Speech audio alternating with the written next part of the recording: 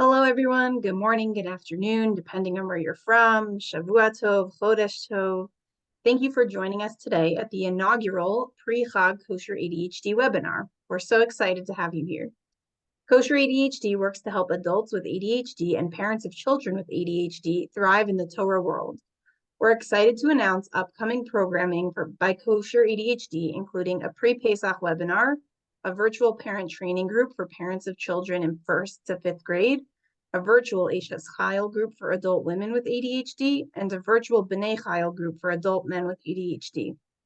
You can view the details for these groups and events on our website at kosher-adhd.com.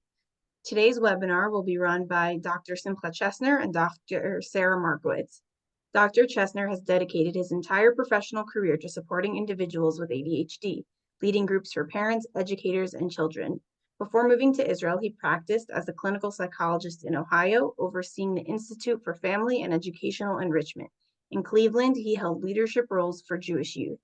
Dr. Sara Markowitz earned a PhD in clinical psychology from Fairleigh Dickinson University. She's the founding director of an intensive outpatient program for Jewish women at Achieve Behavioral Health. Dr. Markowitz develops curriculum and conducts clinical outcome research for ADHD parenting groups and the integration of ADHD individuals in the Jewish community. Dr. Markowitz also serves as the Rebbitzin of Congregation Shomrei Torah in Fair Lawn, New Jersey. Together, they have co-founded Kosher-ADHD and co-authored the Kosher-ADHD book. If you have any questions during the webinar, please write them in the chat. We'll be pausing throughout the webinar to read the questions posted there. Without further ado, I pass the mic over to Dr. Chesner to begin today's workshop. Hello, everybody. Welcome. Good morning or good afternoon. And first of all, it's really appropriate that we should begin the first ADHD, Kosher ADHD workshop on this day, which is filled with confusion, and that, as Dr. Markowitz said to me beforehand, the people from America are all sleeping and the people from Israel think that it's starting in another hour because of the change to daylight savings time in America, which I'd be lying to you if I told you that was planned that was part of our plan. It wasn't. We really didn't consider it. But so be. So everybody who is from the United States who's here now, you really deserve a medal because it's really 8 o'clock in the morning. I understand it's 9 o'clock daylight savings time. And here in Israel, we're not going to go to daylight savings time till a couple weeks down the road for some reason. Okay, so today we're going to speak about Purim. And what I would just like to do, I'd like for us to begin this, and the way we've been beginning everything we do here in Israel in the group, we're just going to say one chapter of Tehillim in light of the situation that we're in, which isn't too simple, as we all know. So we say together, Shir Hamalot Mimamakim Keraticha Adonai, Adonai Shema V'Koli Tiyena Oznecha Kashuvot L'Kol Tachanunai, Im Abonot Tishmarya Adonai Mi Ya'amod, Ki Imcha Slicha Leman Tivareh, Kiviti Adonai Kivta Nafshi V'Lidvaro Hochalti, Nafshi L'Adonai Mishomerim Laboker, Shomerim Laboker, Yechel Yisrael El Adonai, Ki Adonai HaChesed V'Arbei Imo Fedot, V'Hu Yifted Yisrael Mikol Avonotav. Okay, so let's begin talking about pre-Purim and ADHD, really Purim and ADHD. Purim is a really unique day. Many people said to us, wait, Purim is really a simple one. It's like not one of the heavy days on the year. But the way we understand it conceptually, Purim is incredibly challenging. If you can make Purim a reasonable day with your ADHD child, then you have it on any other day of the year. The reason for this, we believe, is that Purim is really a day where both chaos and structure are all intermingled with each other. It's the only day we have like this throughout the entire year, where, people are going crazy in shul during the Megillah reading, when Haman's name is mentioned, until then we're supposed to sit and do your proper job and hear every word of the Megillah. So it's really a day where we have the difficulty in transferring from one situation to another, of keeping your intention focused, of being able to inhibit your behavior and then suddenly letting loose. Well, this presents a lot of really difficult challenges for ADHD, and Purim is the only day of the year where it's all right in your face. All of the difficulties are right there. And what we're going to do is to try to go through this day and present you with a plan, with a certain procedure that we've developed in working with many, many ADHD children and adults over many, many decades of being able to understand how can we make this work, and how Purim can become a day which is a great day, a happy day, and not a day of mayhem and chaos. Although the chaos is right there, and all of us understand, if you will, Amalek is right in your face on Purim. It's right there. It's right with us. The other days we kind of, we make believe like it doesn't exist. So in some ways, I view Purim as a day which is really, really the experience of the ADHD person who is always dealing with Amalek really in a very direct way. So with that said, I'm going to share my screen with you, and hopefully everybody can see my screen now. And what we're going to do today, we're going to teach you the 5 Ps. The 5 Ps are really, we view them as 5 specific superpowers that apply to parents of ADHD children, or people who are adults who have ADHD themselves, or teachers. And it's something which, if we can learn a methodology of how we must work with ADHD kids and with ADHD adults, we can apply it to many, many situations. And those are the 5 Ps.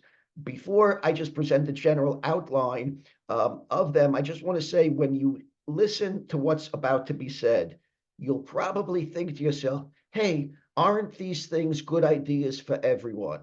The answer is yes. This is really a pretty good way to manage the vicissitudes of life, whether or not you have ADHD. The difference being, if you have ADHD, these become survival mechanisms. If you don't do these 5 Ps that we're going to present, things will become chaotic and out of control very, very quickly. We are going to look at 4 different components of the day, specifically costumes, Megillah reading, Mishloach Manot, and the Purim Suda.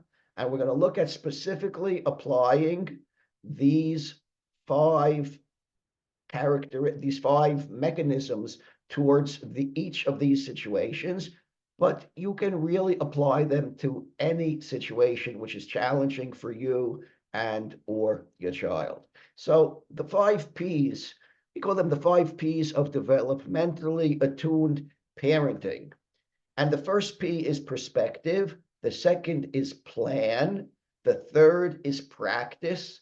The fourth is perform. And the fifth is praise. These 5 Ps, we see them as necessary steps in the process of working with a child who is is challenged with neurodiversity. And we're going to try to show you how to use each one. Perspective, we're talking about the adult's perspective, first of all, also the child's, but it begins with the adult. How do we see the situation? Most of the people that I've worked with over the years, it's almost inevitable that we develop feelings of anger and frustration and dislike, and we wish that things would be different with our ADHD children, spouses, co-workers. We see things and it's easy to lose perspective. We try to always work, whether we want to call it cognitive restructuring or whether we want to call it understand, being in touch, being mindful and aware of the reality of what is happening here and how can I make this situation work for me in the best way. Perspective is the first step. That if I am out of perspective, I won't be able to do any of the other steps. If I'm so angry at my child or my spouse or my coworker, then I will not be able to move on. The second stage is the plan. When we make a plan, what we're talking about is developing a way that we will help the child cope with the particular task, and we'll use words like executive functions. Dr. Markowitz is going to speak more about that later on, but we are going to work on developing a plan of how can I cope with this situation. A lot of things in life we don't really have a plan for. We kind of wing it. And many of us feel that, that's what life is. We can go through just winging it. And maybe if you have ADHD, you might do that a little bit more than the average person. But what we've learned is that we have to, in a sense, work against our nature and develop a plan which is going to be thought out. It's going to be stepwise. It's going to be based on our perspective, and our perspective is really telling us the why we are here in the first place. Why am I devoting time and energy to this? So we make a plan, and we're going to teach a lot of communication skills and coping with compromise, and not always, as the Rolling Stones said many years ago, you can't always get what you want. Okay, that you can't always get what you want, but sometimes if you try hard, you can get what you need. I think that's really what the plan and collaborative problem solving is about. The third step, the third P, is practice. We feel that it is essential to not only plan things out in your brain, and even though everyone says, yeah, I understand it, but you really want to set up a practice time with the child with ADHD. The practice will be behaviorally going through the steps, role playing, make believe. You may have to reward the child to do this with you. But what we found that when we stop and make a plan and then practice it, it works a lot better than if we don't practice it. The next step is, we say, just do it. Nike people say that, just do it. The child then, usually the child or me, the adult, when it comes to things that I have to do, I try to do it in real time. So I'm not winging it because I planned it and I've practiced it already. And then I perform it. And then the last stage, and this might seem like superfluous or obvious, but it's not. The last stage is the stage of praise. When we get to praise, what we mean is we want to say to the ADHD child, we want to be specific what he did. We want to be behavioral so that if a blind man were standing in the room, he would understand what the child had done in order to get the praise. And we want to be excited when we give praise. There's plenty of research that shows that when we are excited about what we are praising, children react to that. Younger children react to excitement more. With older children, with adolescents, we might temper it a bit, but that we are trying to make the praise as powerful as possible. Or in scientific lingo, the positive reinforcement needs to be salient, and it needs to be powerful for the child. And if we just start, yeah, then that's not good. But if we're excited about it, it has more of effect. If we're specific about it, it's going to be more positive.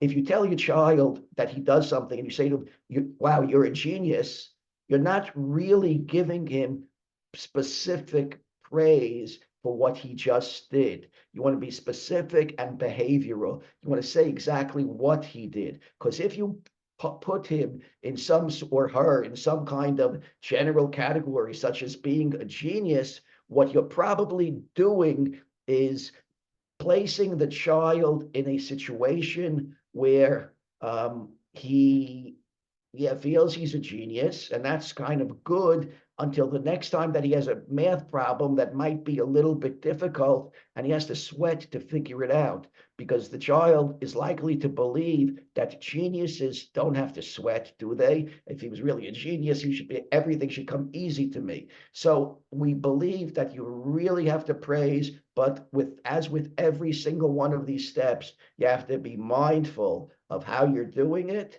and how it is working. Now we're going to flip to Purim, and we're going to show you how to use each of these stages in 4 specific aspects of the day of Purim. And if you have any questions, okay, as we're going along, you can send the questions via chat to Sherry, or just put them up on the general meeting chat board. And at the end of each of the next 4 sections, we will try to address any questions that you bring up to the best that we can.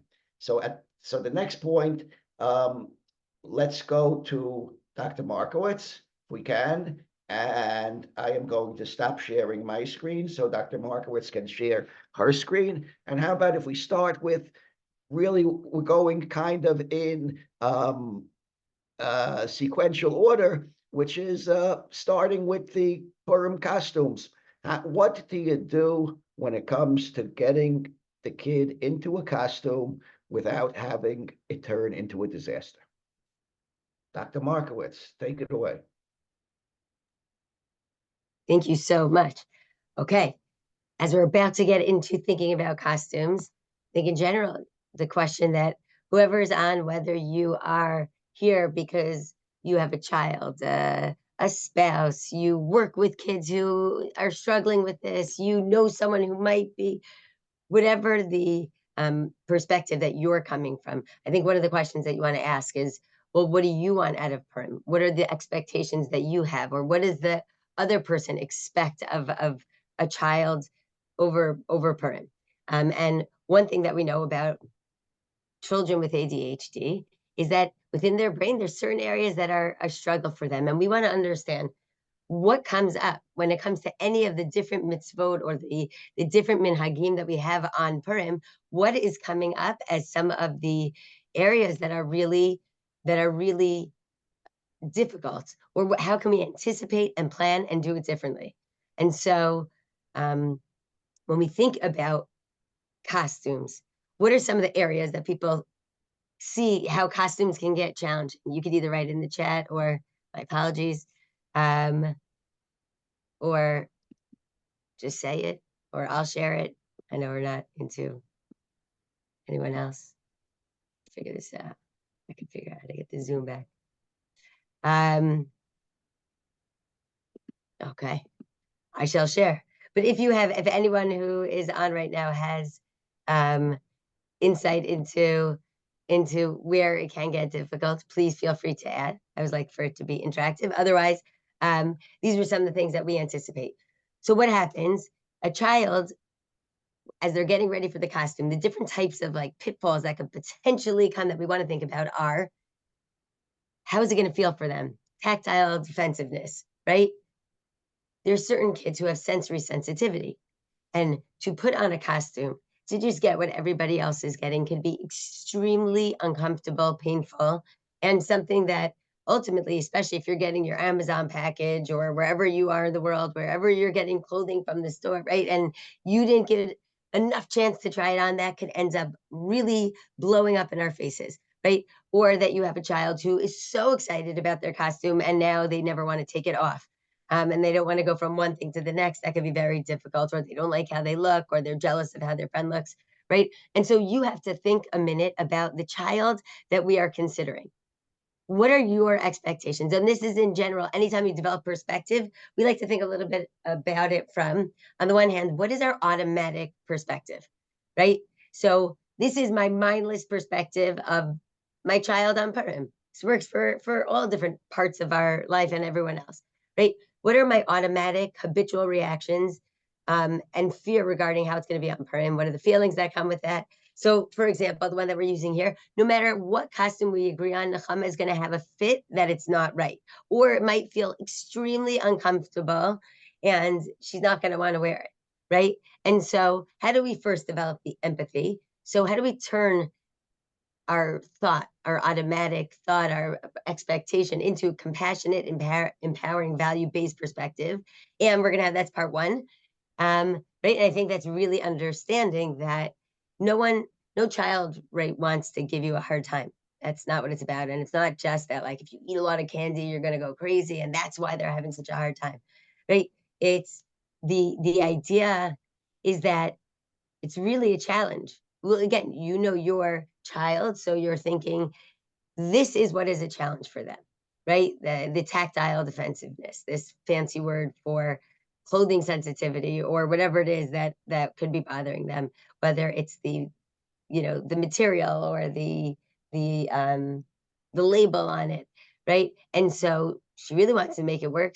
Her brain chemistry makes it a little bit more difficult. Whatever the way of thinking about it will evoke empathy and honesty, so that we can really help them from where they're at, right? And if we get a little shocked, like, I can't believe, what if we have to buy a new one? I would say like this, to make sure that we're gonna know how to deal with this in advance so that we have time if needed, and there's something that's really doesn't resonate with them and doesn't sit, and we try and make it better and find all the different skills that we're going to use, that we have enough time in advance to do this. And so, and we have the acronym EARTH, right? EARTH, what on earth are you thinking, right? When you have your child who you expect them to be able to deal with things and just, kind of suck it up this time.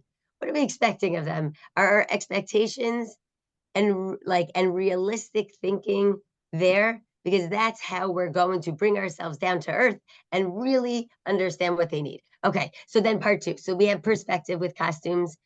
What is this person? So we're talking about Nechama. Next part, after we have like a set, this is what we want. Now we're gonna think about what's the plan. So we already have a sense of, like, we know that maybe she's more comfortable with certain types of material, but I really want my family, right? So what do I want, right? I want our family to be able to have a family costume together. I know that the rest of her siblings think that this is extremely important, and we want to do stuff as a family. Now, what if she doesn't want to do it? And what if so we want to sit down and have a family meeting and figure out how she can find something that makes sense with everybody else. So this is going to be part of planning. Of course, an important part of planning is to keep in mind that parents are the ultimate, they can listen, but they have veto power. What does veto power mean? It's not that we're authoritative and we're going to make them do what we want. It's that it's very healthy, and for parents, for children to feel that their parents ultimately have the final say as they integrate a lot of information. And so you're going to sit down as a family, we'll come to a shared decision, and then you're going to break it down into SMART goals, right? So her goal is that we wanted to be able to we get a costume and she could wear it without fuss, right, throughout the day of Purim. And we break it down. It's got to be specific. This is all about planning, right? She's going to dress up as Queen Esther. We'll pick out the material for the dress together. Measurable. She goes Motzei Shabbos. She gets the costume on. She's going to be dressed in 10 minutes. She'll wear a costume, right? Yeah, she's attainable. We know she could do it. It's relevant. Nechama loves Queen Esther. And from this day, right, we want her to remember this experience. Or it could be, and I'll do it last timely, this time for wearing the costume are clearly set. And we're going to talk about a womack. It could be that I have a teenage boy and he doesn't want to get dressed up at all, but we really know that he wants to be part of Purim, but it's like too cool at this point for school, and he decided that. And what if you want to get him a random T-shirt that says, like, hey, he wears whatever he wants, and like you wear a funny shirt that says, like, I'm with this guy, or whatever it is. Let's try and think, like, out of the box. What can we expect? What can this child do so that they feel part of, like, what our family experience is going to be? So very quickly, just so we're still in the planning phase, part of planning is something we call a WOMAC. What is a WOMAC? A working memory activation cue. Children who struggle with this brain type, let's say, they have difficulty. If things are not broken down into small steps, right? And also maybe put up in front of us. I would say, like, you ever have that, if it's like working memory with people on a whiteboard, you write something down, you say in the morning, okay, Sarah, go get your clothing ready, get your knapsack ready, and make sure you pick out your snacks. Great. Except that I only remember the last thing that I said, because after every new thing, it's erased. Or I might not even remember. My brain is not activated. I'm not cued into doing this. And so you are going to collaborate with your child, and you are going to write down the different steps that you agree upon and how everything's going to go. And as Dr. Chesner wisely said, You're going to think about how do you describe the different steps and break it down as if someone who could not see was in the room. And if you would read each out loud, they would know exactly what to do. After Havdalah, you put all the parts of your costume based on the picture, right? And that's how you continue. Practice, practice, practice, right? Practice seems wild and crazy, except that it's really not. Our children have a difficult time conceptually understanding. We want to get as experiential as possible. We want to make it, if it's possible for it to be fun, it could be quick, but it allows them to see exactly what they have to do. And then we could have the opportunity to give a little bit of feedback about how it could get done. And that's our opportunity. We don't just wait to praise the night of, we could also praise as they're practicing. We're not, we'll give a little flexibility with our 5 piece. We said we have a machlokas, at least 1 week before Purim, have everyone in the family try on the costumes. Halavai, I don't know about you. I'm a little bit last minute, so we're gonna definitely do it before, but I would say a good few days before in case you have to end up buying a new one. Perform. Before means game is on, that is Purim is here, and now we're ready to go. But what ends up happening is that you could sit, you could listen, and you understand, oh wow, this is amazing, this is great. She told us all about these things that we need to do. Now it's time to go. We practice it. If a child doesn't remember or has trouble activating what they need to do in the moment that they need to do it, they benefit from prompts and from these WOMACs. So if you think that they're going to need it, just give them a little prompt, whether it's a verbal prompt or a visual prompt, so that they can do what they need to do, set up their expectation, and then praise the heck out of them. Praise for each baby step towards success. Don't wait until they're fully have their costume on, right? A lot of parents are like, okay, get your costume on. They're in the other room and they have a lot going on, right? If you have multiple children who are all trying to get dressed at the same time, so it's going to be a little chaotic. And maybe for this child, you want to work it out that you will be around while they're doing it. And as they're putting their foot in, you're like, okay, you're moving forward, you're getting this. You want to, each successive step, you really want to help them move forward and praise each part of the process, connecting, linking their actions to specific mitzvos, and praising the expected behavior that you want to see. And really, and I would say like this, really appreciating it. If they are flexible, if they end up wearing it, and then there's food that, I was gonna say last point about this, and food gets on their costume during the day, and it bothers them so much, right? Like, and they're able to keep it on.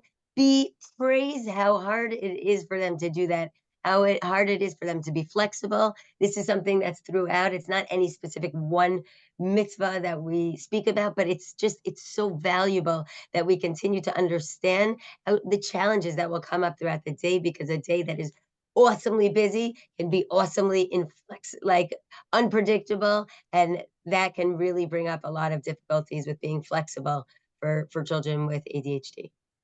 Okay, Dr. Chesner, you are up. Okay. First of all, Sarah, I think it would be great, Dr. Markowitz, if you could just maybe keep if you do the screen sharing for this part, like it'll help me, because, it means I won't have to multitask and kind of like.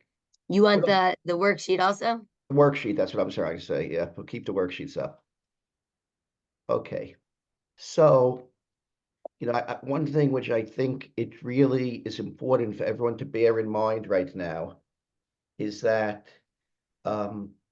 if this sounds like a lot of work, boy, isn't it hard? We're talking about these 5 Ps: perspective, plan, practice, perform, praise. It's hard, and it's really hard, a lot of work. And it's why we say that you really have to pause for a moment, and this is part of the perspective, and ask yourself the question, why are you putting in all of this work? In other words, who cares if the kid wears a costume or not? I mean, if she's going to give you a hard time, or if he's going to give you a hard time, then just forget about it. And the fact of the matter is that if that's the beginning and end of it, then for most things that aren't regarding the safety of the child, that's really where you would want, or the safety of people around him. Yeah, you really would say, forget about it. But anything that you come up with a big why for, for example, if we say the costume thing I've seen cases with my own children where I see that one of the only things that the child really takes with him and internalizes throughout life is that, wow, I remember that Purim when my dad and we both got dressed up as Teenage Mutant Ninja Turtles. And so, even though, you might say, well, big deal, but we never know what's going to stick with these kind of children. And remember, one of the reasons that really propels us forward in what we're doing with kosher ADHD is the knowledge that so many of these children and adults leave the fold. They don't stay connected to Jewish living, to Torah living, to community living. They're just not connected to part of it. And because they're not connected, we end up losing them. I'm positive that it's a major source of assimilation of the Jewish community is the result of this. And it's not spoken about much, but we really feel that besides the fact for your own child, you might really be providing them with an emotional windfall here. But for the Jewish people, it's the only way we can stay connected. And, with that in mind, let's go to the next major challenge that happens, at least sequentially on the Purim day, and that is the Megillah reading. So, okay, we know this is a pretty weird mitzvah, Megillah reading, because on one hand, most of us who went to have some sort of Jewish education, we know that we're supposed to really hear every single word that's read, to do the mitzvah right. We're supposed to hear each word. On the other hand, every time that Haman's name is mentioned, I mean, everyone's supposed to go crazy, right? People make a lot of noise.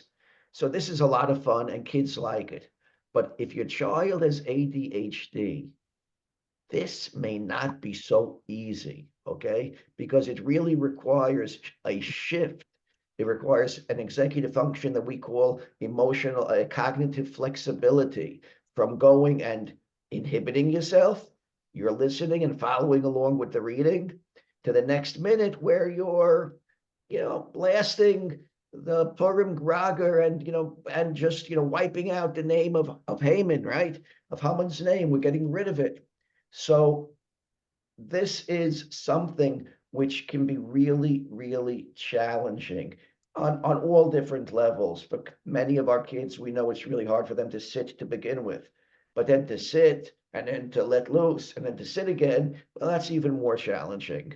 So it's really important we put the 5 P's into play again. So the first P, perspective. Here we have Bayla's ADHD makes it hard for her to stay focused on the Megillah.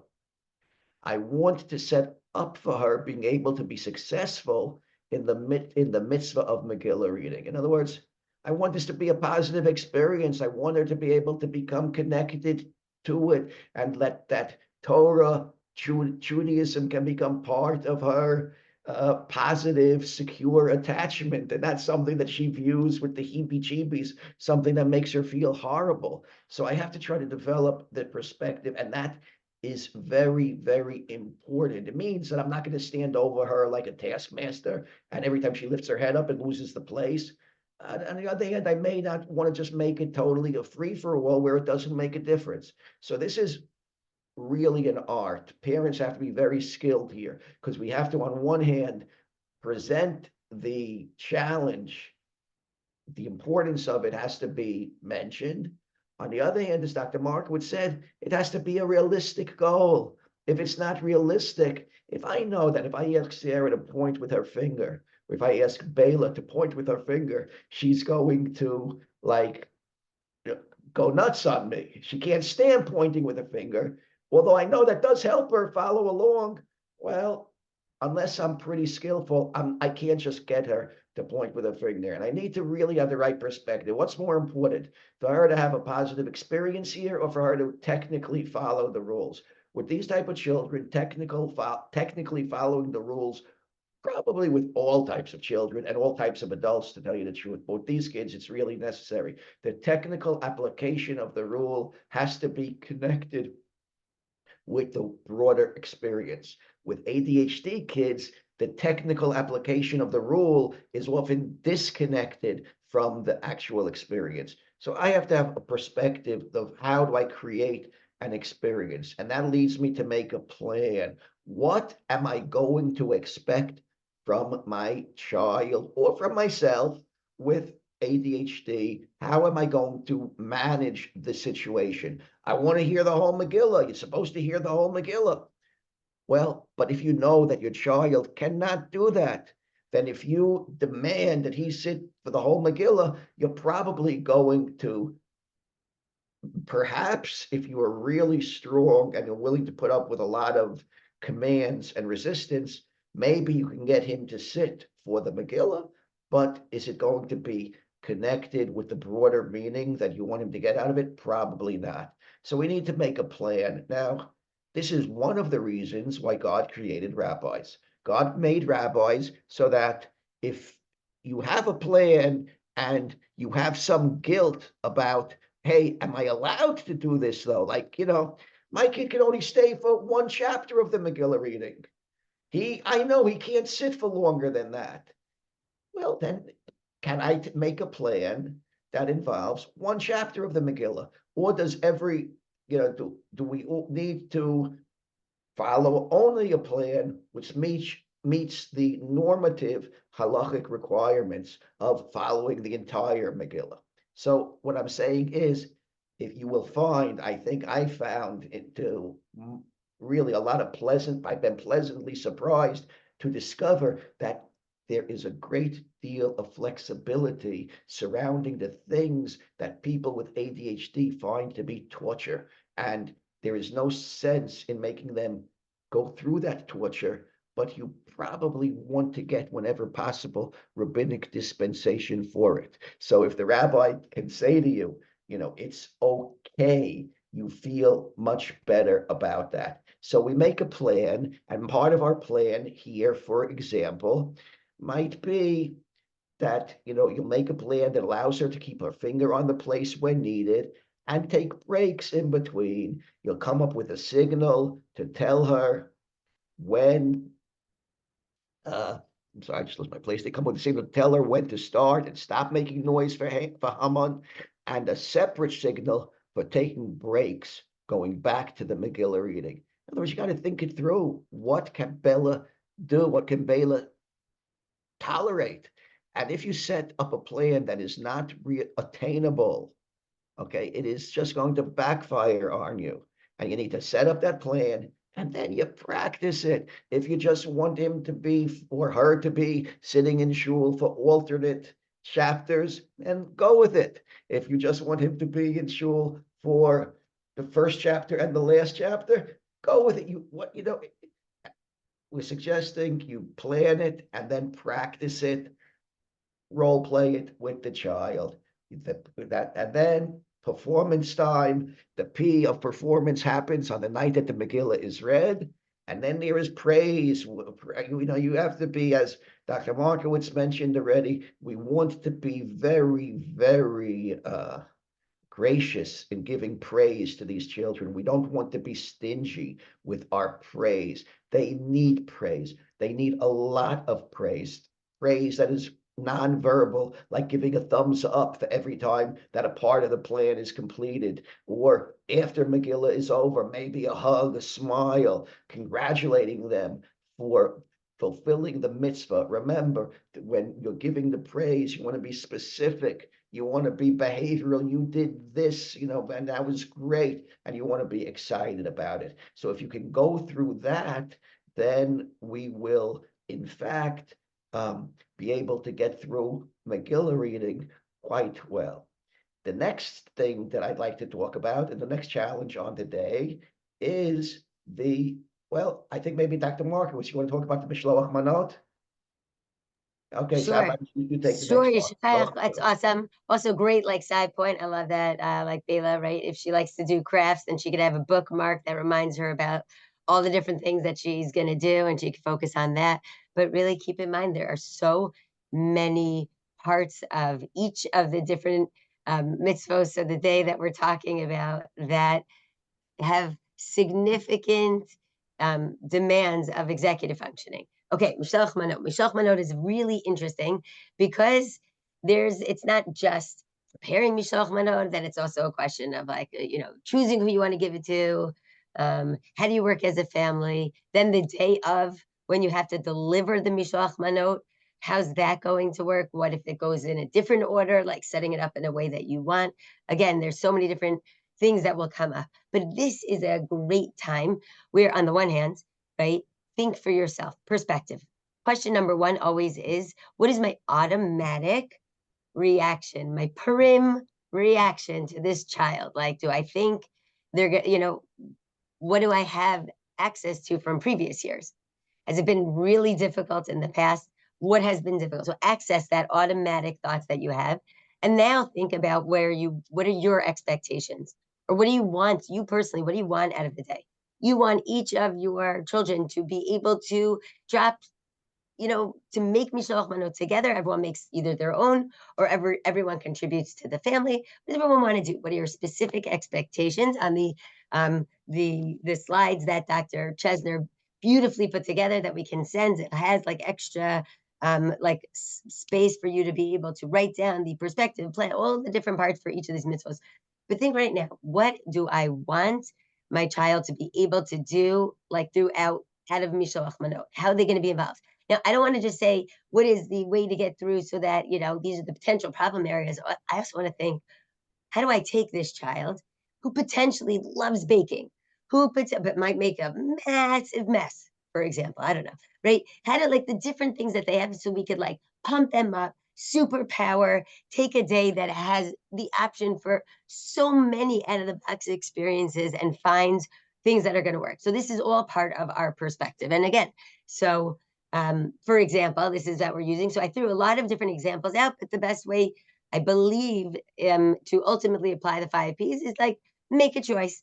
Choose one area that is something that you're concerned about, right? And you want to help your child be able to do it, not only do it in a way that they can do it, that it's attainable, right? But you want to do it in a way that you will feel happy, they will feel happy, and you're going to feel like it's a superpower, like this Mishalach Manot. You made it in a way that was like the most gorgeous I've ever seen, or whatever it is, or just showing up. So, okay.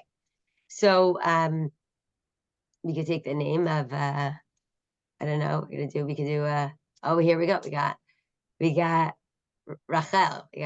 Okay. Sometimes it feels easier for me to send Rachel to a friend than to involve her in family activities. Right? But Mishalach Manot is a mitzvah, and I want her to be involved. How can I highlight her creative abilities, support her in other areas to make sure this is a success, right? And that's the perspective that we're going into. It could also be that she loves baking, but then last year when I asked her to do it, she ended up getting really annoyed with me. It was a mess, and she didn't like how it came out, or I don't know, right? So it didn't work the way we wanted. So we got to plan differently.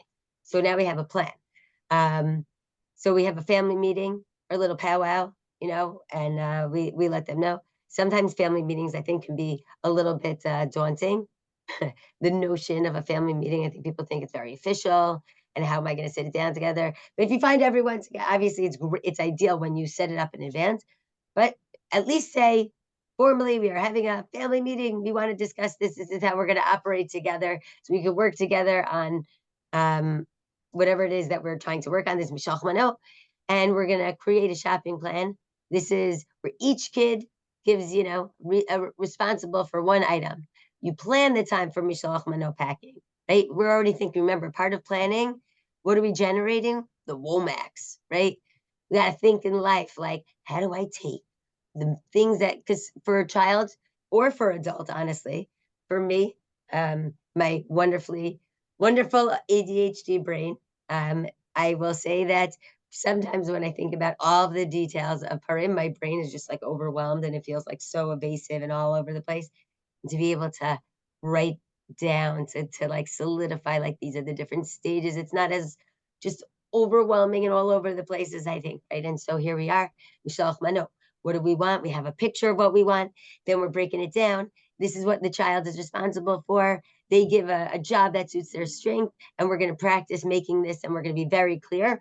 You might want to do a totally separate one for the day of delivery, and that's okay. I'm just saying that the notion is figure out what it is that like either is going to give you the biggest return in terms of helping your child be successful, and you could really like play it up in the most incredible way, or right, what is an area that right, I've had years where it's been really difficult, where they didn't want to go deliver at the time that we asked them to go deliver, and they expected it to be a different way, even though we were clear, or something happened, and as we were on our way out, 4 people came to deliver Mishalach Manot, right?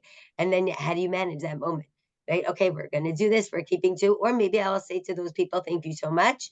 We are running out right now to be at a certain time because I really want to adhere to whatever is going on. We're going to practice what it looks like.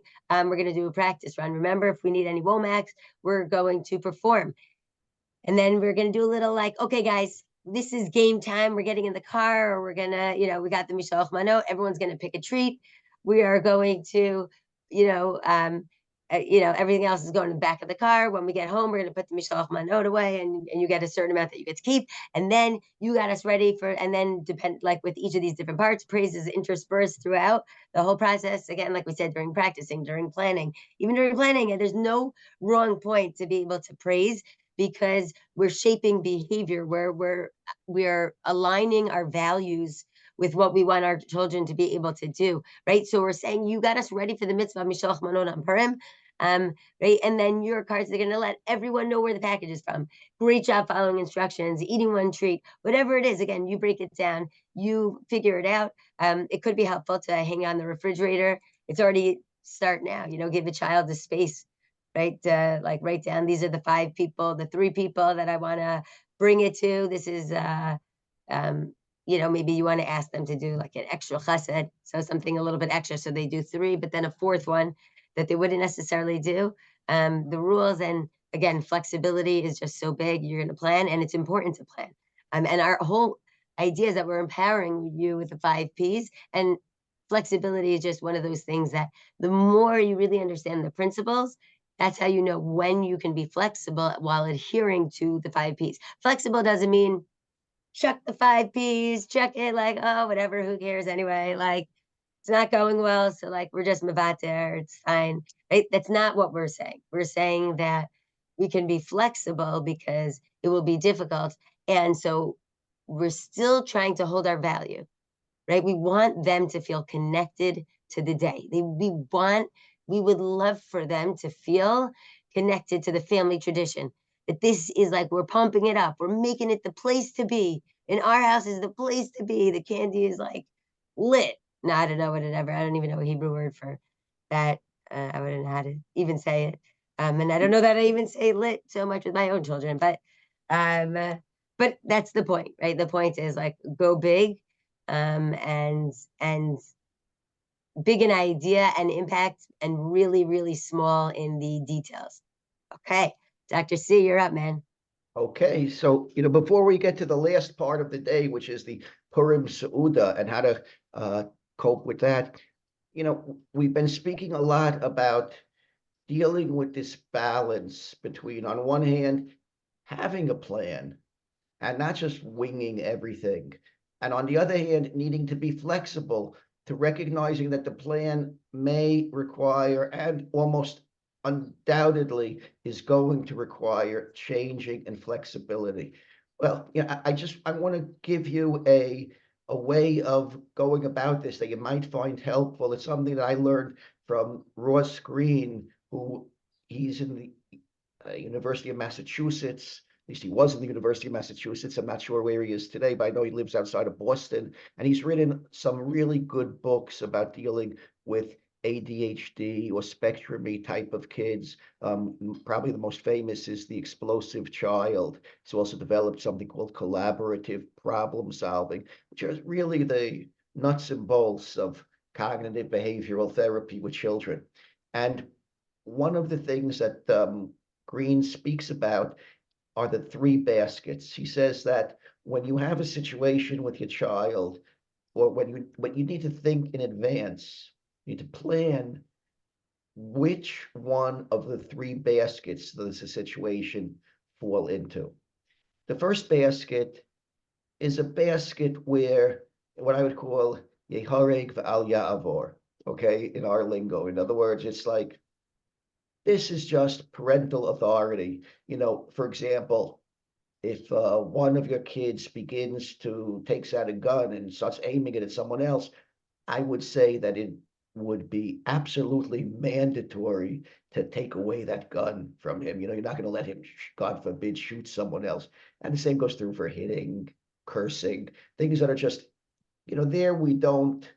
The plan is that, it's my way or the highway. It's parental authority. And there are certain things that parents have just the authority for, and they must take care to make sure that their kids are doing or Safe. not doing, right? That's one category. The third category are things that we're able to let go of.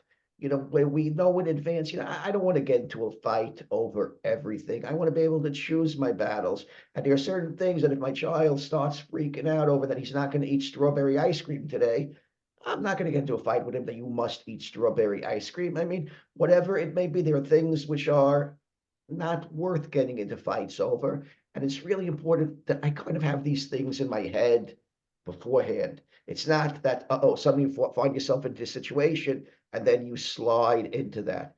Because if you slide into it, you will find that everything, almost too many things, are getting into that category. You're just like, because it's the path of least resistance, but your child is not learning anything.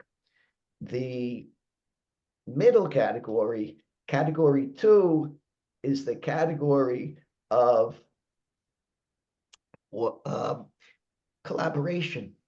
That's the category where you are going to work with your child, and together you're going to teach the child how to communicate, the art of communicating. That's the deal. So if your child says, I want that chocolate ice cream right now, and you say, I can't get it, go out and get chocolate ice cream now. Now it's just March 10th. I'm only can get ice cream in April. I'm going to go out and get ice cream. Well, you have your position and the child has his position. In the art of communicating, we can teach the child that, how about if you get your ice cream, make a deal with you. On Friday for Shabbos, I'm going to go out and get you ice cream. Now, this might seem like a stupid little thing, right?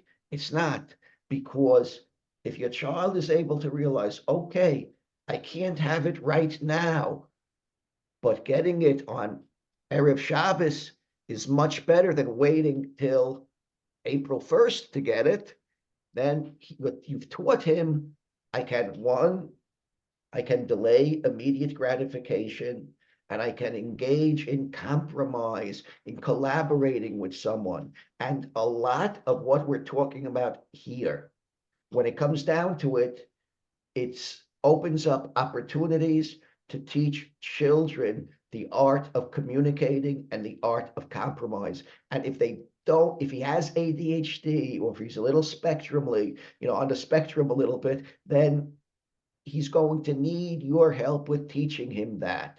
These are all executive function deficits, and you, as the parent or the significant adult in his life, or if you're an adult, well, you're the significant adult in your own life, and you need to learn to internalize these things and not just run after what happens to pop up in your face. So that's a second category, and that's part of the plan that's going to build into the plan of a lot of the little things that you're going to plan on Purim: collaboration, compromise, and collectively getting to solve problems, as opposed to just demanding and freaking out when you don't get your way. And that's what the Rolling Stones song is about. You can't always get what you want, but if you try hard, sometimes you get what you need. And that's really what we're trying to do with our children. So the last thing that we want to speak about directly is the Purim Seuda. And now, this can be great or it can be disastrous. So the 5 P's come into play here as well. First of all, perspective. Simcha is a huge part of Purim. We're supposed to be happy. It's supposed to be enjoyable. And I know from the past that trying to keep Yonatan sitting for an entire meal doesn't leave anyone besimcha. Let me work with Yonatan so that we can always also all enjoy Purim together as a family. Now, this sounds good. It's not easy. You might be really angry at Yonatan. Why can't he sit? He's only 10 and his brother who's 8 sits. Well, if his brother with 8 doesn't have ADHD, but Yonatan does, then it is harder for Yonatan to sit. But it requires a lot of work on ourselves. We have to develop the right perspective. So if we develop the right perspective, then we can go into making a plan. Talk to Yonatan about his favorite parts of the meal and whether he would like to perform or share anything with the rest of the table. Yonatan might be a magician. He does really good magic tricks. So then you can figure, well, maybe I'm going to have him do magic tricks on Purim. And when is he going to do it?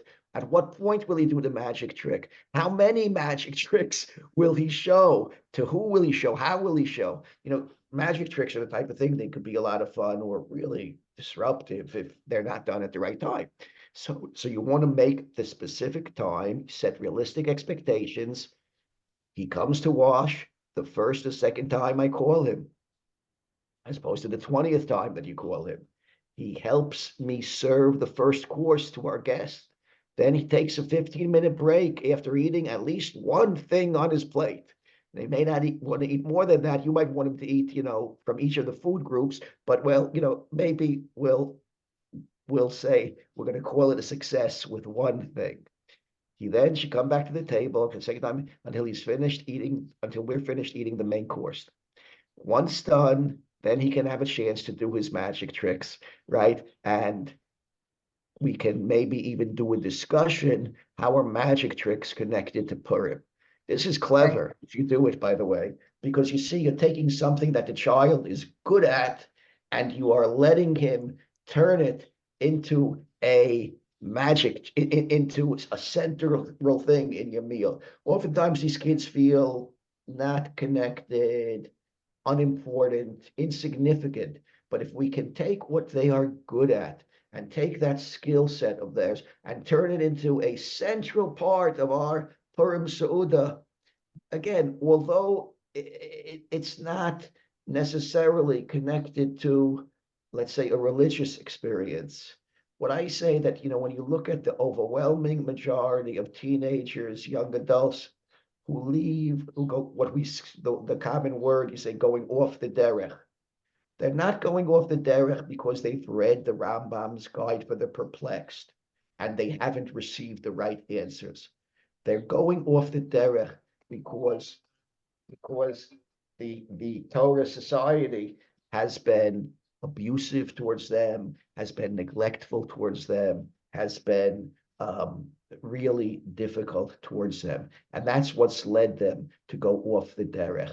So what we want is to try and make the religious experience positive for these type of children. And of course, we finally, once we've set it up, as Dr. Markowitz has spoken several times about a WOMAC, the Working Memory Activation Cue, which really is a fancy way of saying a behavior chart. And we take a task and we break it down into steps. Like if we want to make a WOMAC about expectation for the meal. So come the first or second time you are called, wash v'harmotzi, help Ima serve the first course to the guests, go play, come back to the table the first or second time you are called, eat the main course, ask Ima if it's a good time to sing your song or to do your magic trick or to do whatever it is you're going to do. You see, if you plan this, then you have a much better chance of having it work out. What I want to show you, I'm going to share my screen again now, and I'm going to show you just the kind of like just what we've spoken about here and sum it up for you. And then Dr. Markowitz is going to speak about if you yourself have ADHD, how you might put this into play. What about you? So, first of the P's, we've spoken about 5 P's. The first P is perspective. Why am I doing this? And you really got to get the right perspective. And we want the perspective that you have to not be like this, where everybody is kind of seeing the situation from their own viewpoint and the child feels helpless in the middle. But we want the family to feel integrated and together. We want you to have a good perspective. We want you to make a plan. We want it to be a smart plan and not a dumb plan. And so, the dumb plan is going to result in something, real destruction, could be messed up. But if it's a smart plan and everyone is working together, the SMART plan, SMART, specific, measurable, attainable, relevant, and timely. That's the way we want the plan to be. We want the next P is practice. And when you practice anything, you break it down into small steps. You communicate the steps clearly to the child, and you practice each step with the child and praise for successful performance of each step. This lady who's practicing, I assume she's practicing meditation or yoga. I assume that, the idea isn't to be calm and focused when she's sitting there in the yoga position, but she's to do it when her daughter is making her mashigana, when the kid is making her really crazy, to be able to stay in the practice mode. The next is performance, where that's when we just do it in real time, and we want the child to feel success. We don't want failure to be an option. Failure is not an option. And finally, we give praise that will enhance self-esteem and not decrease self-esteem. So we want to be specific, we want to be descriptive, and we want to be excited. And when we do all of these things, we are really bringing Purim into a much better perspective in terms of, as we've gone through already, the costumes, the Megillah reading, the Mishloach Manot, and the Purim Seudah itself. And so these are all things that are really, really essential towards turning the day into a day of real happiness. And now maybe Dr. Markowitz will speak a little bit about what happens to an adult. How can an adult on their own deal with the day? What if it's all about me? What about me? Okay. And Right. so It's all about me. Exactly. you want So to share your screen, Dr. Markowitz, so that we can see that. Okay. Although I'd say I really just want to emphasize that for adults who have ADHD, it can be very difficult to be able to be organized, to get the costumes in advance, to get the food in advance, to have all the plans that you have and integrate the different parts in a way that recognizes that there's so many steps, right? When you're an adult who has executive functioning ability, that's awesome.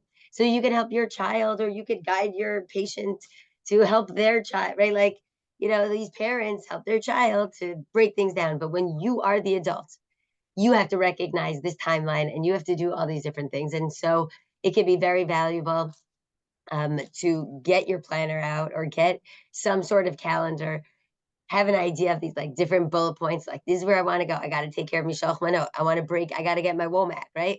Break it down into as many pieces that I can, like with the timeline of what I'm going to do, and figure out what helps you get it done. If your kids really appreciate when things are done in an organized time and way, then that's something that might be a priority for you. If no one really cares about that, and okay, so you're going to get it done, and it's going to be it'll be okay, and it will be meaningful. But the planning that we do here, I think, just to continue to emphasize, because as Viktor Frankl says, right? If you know the why, right? He who has a why can tolerate any how. So sometimes it's not the most graceful way in which we're able to get prepared for all these different Yamim Tovim and the Chagim. However, if we really know why it matters so much, right? Not to be able to connect to the experiences, to make it positive, to make, the difference in making it a really positive family experience, or something that's just an amazing moment for you and your child. and it's like good enough, or like everyone had a nice day, right? Like those differences are in like the present centered moments where you give, like where you're with your child and you know what to notice, and they have the chance to succeed. And that takes planning on our end. And I hope that, everyone can really take this time and just, I guess, like by the end right now, to check and ask themselves, what is the most important area? Like if the child that they're thinking about, right? What is this area that we really want to just hype up, where we wanted to see their superpower, or where we want to help them succeed? Because we know it could also be debilitating for the family. Whatever this is, right? Let's use the 5 Ps, right? Let's think how we can plan. What do I need, right? What do I need to practice? What can I use help with? And find the people, whether it's through Kosher-ADHD, this is through us to be a support. You can send us an email that just says like, we did it. You don't even have to tell us what you did, right? But sometimes that accountability really goes along by just knowing that someone else really is rooting for us, and that we have someone to that we have to account to. That can be very helpful. And so I would say and to really lastly, to praise yourselves for whatever it is that you did, even if it's just one thing that is a little different.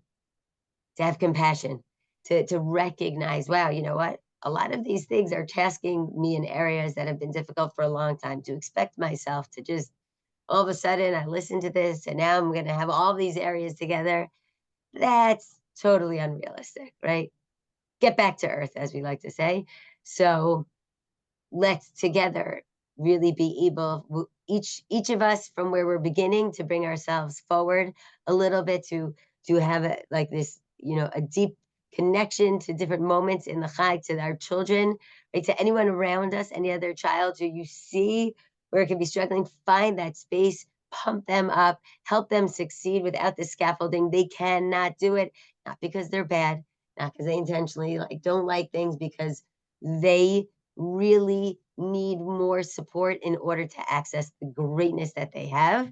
And with that, I just want to thank everyone for coming. We are open to questions, any feedback, and our goal, as we are moving forward, we have just to quickly show. Hold on, I'm going to stop the share and just get one more. Actually,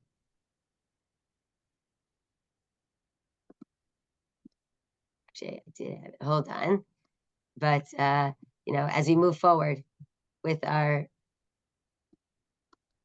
kosher ADHD in general, I think we're really thinking about really thinking about the Jewish community. We're really thinking about how are we. I spent a lot of time over this past Shabbos, the last few weeks, and just the areas when people hear about this concept, not only does it speak to them, but people are passionate. Like they want to help children in schools. They want to help, the adults who love these children. If they have ADHD, the couples who are struggling, we want to help them, because there's so much, with the right understanding of a person and what they need, there is just so much to do. So Bezrat Hashem, just, to keep you posted. And thank you, Sherry, who is extraordinary in helping us set up the Kosher-ADHD website, and is just a true rock star when it comes to a lot of these things. That you go to kosher-adhd.com to see these services. But we're excited that the next thing that we're rolling out, Ishes Chayil, B'nai Chayil group, 4 weeks. I've done many groups of adult ADHD, and to have a Torah perspective on it, I think, because our lives are surrounded in Baruch Hashem and Shabbos and Yontif and just so many pieces of being and learning, making time to learn and being able to figure it out. And for each of the respective gender specific roles that we have, and where the challenges of ADHD can come, and how we could really use Yiddishkeit to help us grow. And so I'm extremely excited about this. Thank you for joining us for the Pre-Purim. Pre-Pesach is going to be really rocking, and the parenting workshops, and we'll just continue, as they say, yalla, it is so important to really use these points of the year. And Chagim is really, Hashem has given it to us as an opportunity that's different than the regular routine for people with ADHD. We don't love anything more than something new. It is very enjoyable and exciting, and it's shiny and fun. And like, let's maximize on that. Okay, great. Dr. Markowitz, can you just put up the last slide, the slide after this one? I just want to, Yes. Oh, first of all, I'm just want to, those of you who have attended this, again, as we've said already, thanks very much for investing the time. We are really, this book is a new book, and in a very short time, it's sold a lot of copies, and we're happy that it's, getting out there. We are trying to make a difference in the Jewish community, and we're trying to really bring people together in sense, make, what's known as neurodiversity, to make that something which is really in the forefront of the Torah community, that we should be very, very mindful and accommodating and allow these thousands of children to have a place within our community. We have set up this website, which is Kosher-ADHD.com, and the website has a lot of information about what we're doing and what we're planning. We also have a Kosher ADHD Facebook page, which we hope you'll look at. One of the things that we really are trying to do is to set up a community, an active community of people who will be speaking with each other and communicating about personal, professional challenges that are connected to this realm. There's so much going on, and that is really not crowdsourcing. Okay. A lot of wisdom that people have together from Yeah. all over the world, right? So I really want to encourage those of you who have been here today. You're kind of like chalutzim. Again, I've worked with ADHD community, if you will, for the past over 30 years. And one of the things that I see, which is, it's difficult, it's hurtful, is that it's almost like the ADHD works against people coming into communities, presenting their view, and thus representing the needs of all of these children as well, besides their own. So as a result, a lot of people who have different disabilities are able to get services, recognition, compassion, understanding. Unfortunately, most people with ADHD are on their own, are trying to swing it, are trying to make things work, and are really misunderstood. So what we're trying to change that, and we feel that everyone who joins now, which is really the beginning stages, and what does joining mean? We have the web page, we have the Facebook page. We are trying to really get the word out. We also have a Gmail. It's kosheradhd@gmail.com. So if you have anything that you want to speak to us personally about, you can do it at the kosheradhd@gmail.com, and you can, get in touch with us there. We think it's very, very important now to get in touch, to be part of this community, that we can make this community grow. And we hope that we'll see you and that you'll speak to other people, that this was our first time that we've ever done a webinar, and we will do our next one, God willing, before Pesach. And we hope to increase the numbers and the people who are going to be there. And we appreciate all the help that any of you can give us in getting the word out, because we think we have an important message to give. And we will try to do it in our imperfect, but to the best of our ability. Thank you very much. And you should have a wonderful day, a wonderful rest of this month of Adar, right? And we all hope to have really good times for all the Jewish people, in this challenging period. So yeah, maybe we're all a little ADHD now. Bye. Thank you all very, very much. Yes, Anyone who wants a copy of this webinar, please contact us at kosher-adhd.com, and go into that website, and it's easy to contact us there, and we will send you a a recording of this webinar. And we'll be happy to also share the various slides that we put together for anyone who's interested. Thanks very, very Okay, much. well, too. Kol tov. Bye-bye.